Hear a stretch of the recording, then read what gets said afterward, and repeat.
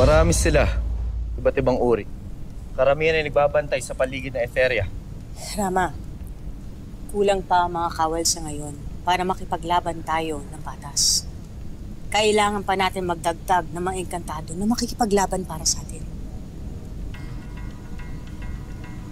Wantok, Kaysan, magtungo kayo sa lupain na Adyantaw at ikayatin ninyo ang mga natitirang mga mandirigma doon.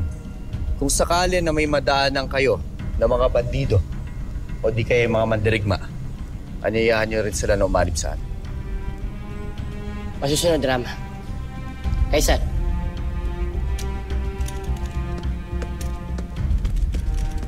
Mash na Maika, ngayong habang wala si Wantok, kailangan nating sanaying maigi ang ating mga kawal upang makatiyak tayo na handa sila sa susunod nating gagawin.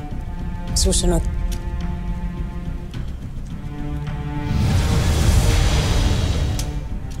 Para Danaya, ano tila narito ka? Nagbago na bang iyong isip? Handa ka na ba makipagdigma laban sa Etheria? Nagbalik na si Cassiopeia at ipinasusundo ka niya pagkat may kailangan malaman ng Rama ng Sapir.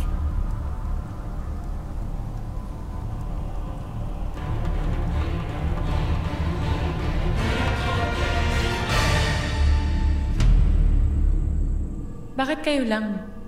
Nasaan si Luna? Si Luna ay may sarili niyang bug na napinili. Kaya wag mo na siyang hanapin pa. Khalil, anak. Na. Kay swerte ni Alena. Pagkat kahit patay na si Khalil ay nakikita at makakasama pa niya.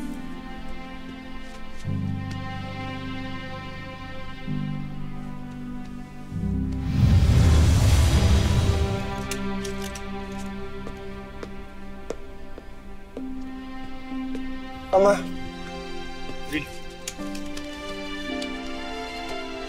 Gayon din si Ibrahim. Pagkat narito ang isipan ng anak. Hindi gaya ko. Bakit ikaw lamang ang narito, Khalil? Nasaan si Namira at Lira? Hindi namin sila kasama, Ashley. Narito sila.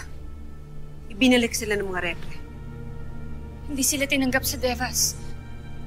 Navesh ka. At bakit hindi? Pagkat ang Devas ay sinugod ng mga kaaway na batala ni Emre. At siya ay natalo at pinatalsik ng mga ito. Kaya wag na tayong magtaka kung walang saklolong dumating mula sa Devas nung pinapaslang ni na Aswan ang inyong mga anak at ang iba pa. Sapagkat na mga panahong iyon ay inaatake rin pala ang Devas at nadaig nila si Emre. Mabaging Emre. Wala na nga pala tayong aasahan ngayon. Liban ang ating mga sarili.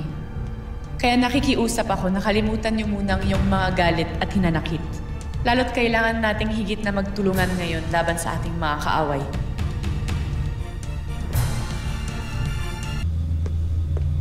Ayan sila.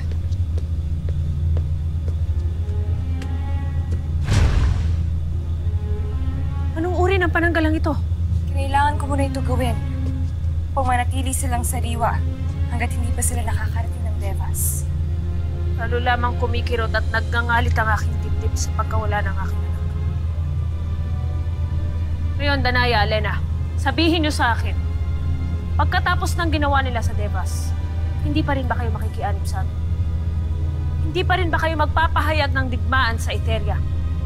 Madaling makipagdigma, Perena. At oo, susunod kami ngayon ni Alena sa lahat ng naisin niyo. Ngunit paano natin ito may papanayo? Lalo't hindi lang ang kalayaan ng Encantadia laban sa Etheria ang ating suliranin, kundi pati na ang kalayaan ng Devas sa mga nanakop ditong mga bathala. Babalik sa Devas si Khalil para maghanap ng iba pang kaluluwa na maaaring nakatakas doon upang makatulong natin sa pagpapalayan nito. Habang tayo ay mananatili dito upang sama-sama natin harapin ang Etheria. Alis ka nga, anak. Hindi na maaaring magtagal ng malayo sa Devas. Pagkat nahihina ang aking ifra. Anong ibig mo sabihin, Cassiopeia? Sama-sama nating harapin? Ibig kong tulungan kayo, Ibrahim. Hindi lang sa inyo may kasalanan si Avria, kundi sa akin din. Kaya makakasama niyo akong makipagdigma laban sa kanila. Mabuti naman natutulong ka. Lalo't hindi mangyayari ang lahat ng ito kung hindi sa kapabayaan niyo ni Danaya. Maghanda kayo. Pagkat pagbalik ko ay mag-uusap tayo tungkol sa gagawin nating pagluso. Paparoroon, Pirena. Pirena!